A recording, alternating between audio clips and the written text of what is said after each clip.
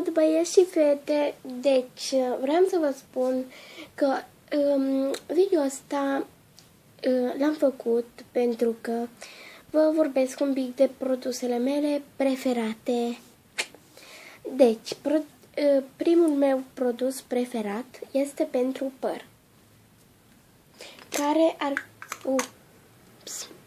ar fi acesta.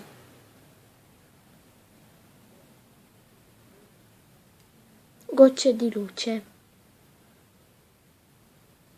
care voi nu înțelegeți, de argan și macadamia, miroase foarte bine, îl ador. Este un ulei pentru păr. După să trecem la celălalt, care așteptați. Deci ăsta este primul, nu? Ăsta.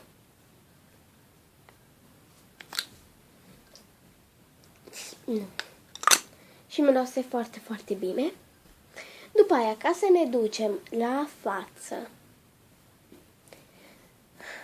Pentru față, eu am crema asta, Nivea Soft, foarte bună. Eu o utilizez pentru față și pentru mâini, numai că pentru mâini am alta. Dar asta îmi place foarte mult pentru față. După să trecem la buze. Pentru buze am ăsta, care acum nu vine numele. Niciodată nu știu numele pe când îmi trebuie. Da. Miroase foarte bine. Așteptați să uităm dacă scrie aici. Da? Nu știu în ce limbă scrie. Dar știu că nu este română.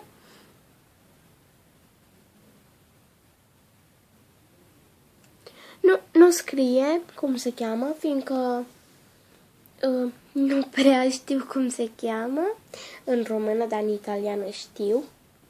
Burro cacao. Lucrul asta pentru buze, transparentul, e alb sau și alte culori.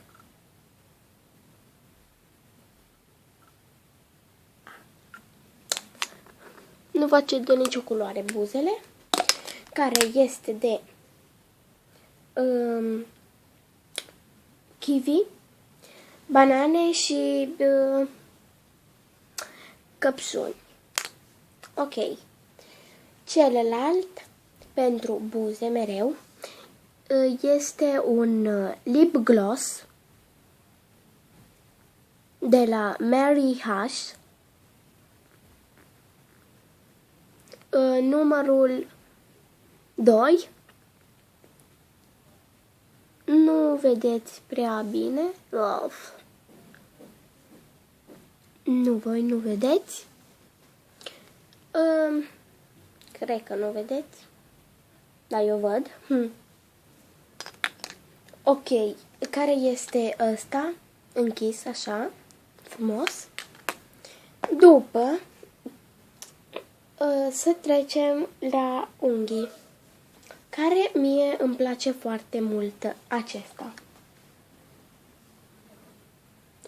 Lacul acesta, care este numărul 20.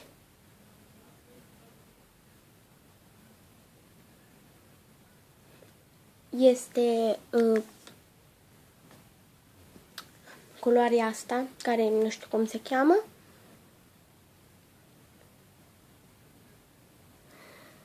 Este făcut în Italia. Da. După aia, ca să trecem la toate mâinile întregi, nu doar la unghii, la mâini. Crema asta foarte bună și miroase foarte frumos. Ia.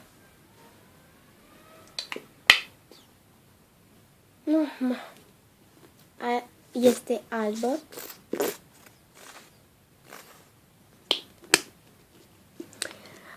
Și este pe terminate.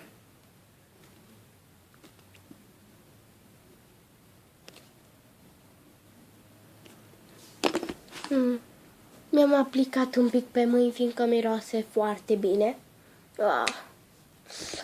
Foarte bine miroși. De la Citiruș. Nu vedeți voi?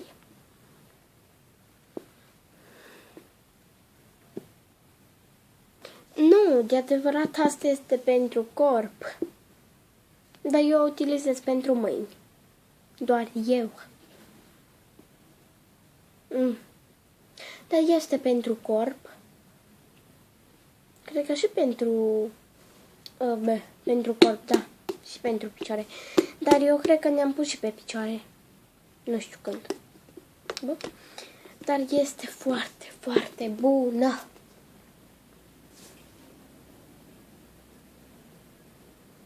Da. Body lotion light pour le corps. Și în fine este această cremuță mică, cremă pentru mâini, scrie aici. Cremă mâini, așa, ar veni. Cremă mâini, da. Care și asta este de... asta este de la Parisienne. Foarte, foarte bună. Miroase foarte, foarte bine.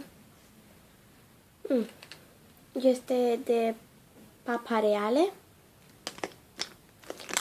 Și acestea sunt produsele care sunt un pic cam multe. Nu chiar. Uite. Sunt ăștia.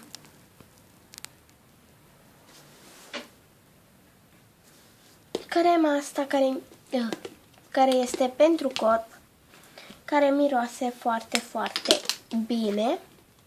Aceasta.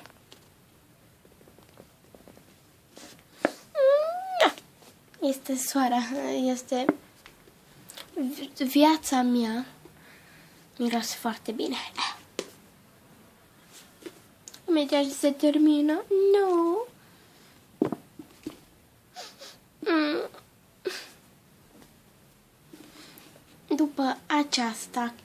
După această cremă, aceasta, am și așteptați un pic. Am și acesta pentru păr. Acesta. Nu v-am spus de la ce este, da. De la Nair Look You Look. Nair You Look. Rea ca să-mi cadă și am prins-o repede. Este foarte bună. De argan și macadamia pentru păr. Vă mai respun încă o dată. Așa. Aceasta. Și aceasta este viața mea. Viața mea. Mai știu să mai vorbesc.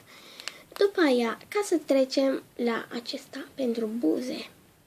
Foarte bun. Asta, așa. Este de kiwi, banana și căpșună. Și căpșune. După aia avem lip gloss de la Mary H. Care este acesta, mai închis. Numărul 2.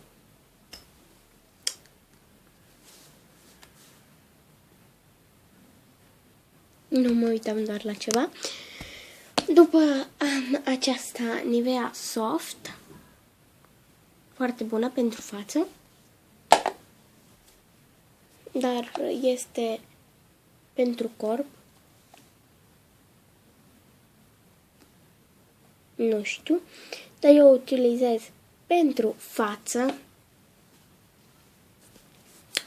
După aia avem crema asta pentru mâini de Papa Reale de la Avalon. Nu v-am spus.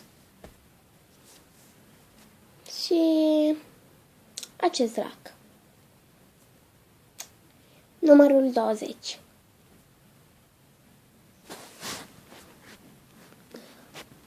Stai acolo. Acesta.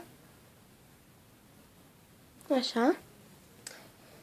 Bine, eu vă spun pa, o să ne vedem la celălalt video.